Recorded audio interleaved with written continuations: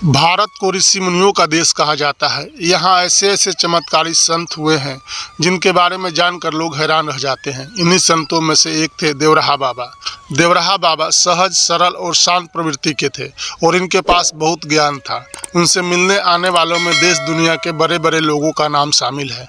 UP के देवरिया जिले में रहने के कारण इनका नाम देवराहा बाबा पड़ा था। कुछ मान्यताओं के अनुसार आयु, योग, ध्यान और आशीर्वाद तथा वरदान देने की क्षमता के कारण लोग उन्हें सिद्ध संत कहते थे। 19 जून 1990 के दिन अपना शरीर त्यागने वाले देवराहा बाबा की चमत्कारी शक्ति को लेकर तरह तरह की बातें कही सुनी जाती है। कहा जाता है कि बाबा जल पर भी चलते थे। उन्हें पलविनी सीढ़ी प्राप्त थी। किसी भी गंतव्य पर पहुंचने के लिए उन्होंने कभी सवारी नहीं की। बाबा हर साल माघ मेले के समय प्रयाग जाते थे। यमुना किनारे वृंदावन में वो आधा घंटा पानी में बिना सांस लिए रह लेते थे। देवराहा बाबा ने अपनी उम्र, तप और सिद्धियों के बारे में कभी कोई दावा नहीं किया, लेकिन उनके इर्द गिर्द हर तरह के लोगों की ऐसी भीड़ रही जो उनमें चमत्कार तलाशती थी। बाबा मचान पर बैठे बैठे ही श्रद्धालुओं को धन्य करते थे। कई लोगों का दावा था कि भक्तों की बात उनके ओठों तक आने से पहले ही बाबा उनके मन की बात जान लेते थे।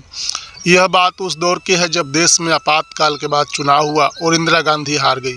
कहते हैं कि वह भी देवराहा बाबा से आशीर्वाद लेने गई। बाबा ने उन्हें हाथ उठाकर पंजे से आशीर्वाद दिया। वहां से लौटने के बाद इंदिरा गांधी ने कांग्रेस का चुनाव चिन्ह ही हाथ का पंजा तय किया। इसी चिन्ह पर 1980 में इंदिरा गांधी के नेतृत्व में कांग्रेस ने प्रचंड बहुमत प्राप्त किया और वे देश की प्रधानमंत्री बनी।